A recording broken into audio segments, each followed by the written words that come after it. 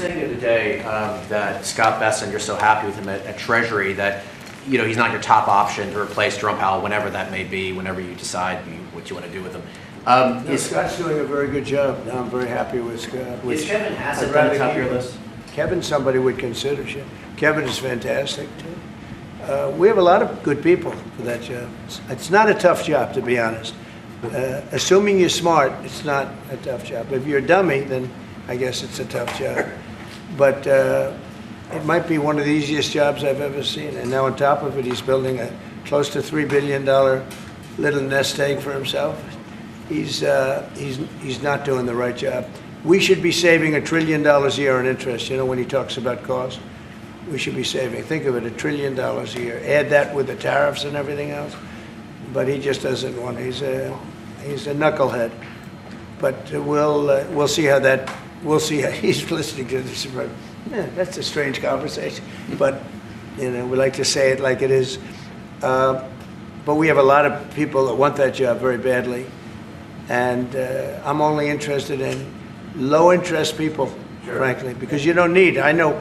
So they had the 71 different economists and people experts that they picked about a month ago. I was the only one, along with one person from maybe the Wharton School of Finance. The two of us got it right. 69 people, including Powell, got it wrong. And he wants to hire thousands of new people to help him decide where we're going in the future. It only takes one good mind. It doesn't take 5,000 good minds. So they're expanding the Fed. It's the dumbest thing I've heard of. But you know, it's very autonomous. Just to follow up on that, sir, are you completely ruling out the idea of firing Jerome Powell? I don't rule out anything, but I think it's highly unlikely unless he has to leave for fraud. I mean, it's possible there's fraud involved with the $2.7 billion renovation. This is a renovation. How do you spend $2.7 billion?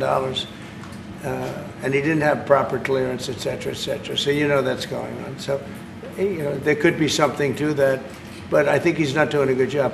He's got a very easy job to do. You know what he has to do? Lower interest rates. Have you drafted a letter to Powell if you decide that you are going to fire him? Have you drafted a letter? No, I haven't drafted a letter. So you didn't show a letter to Republican lawmakers last night? No, I talked about the concept of fire him. I said, what do you think? Almost every one of them said I should. But I'm more conservative than they are. Mr.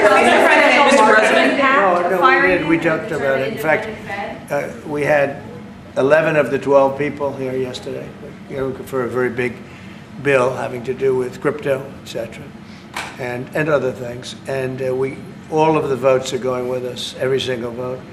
But during the conversation, when we were talking about it, I asked, what would you do about that? They all said would fire him.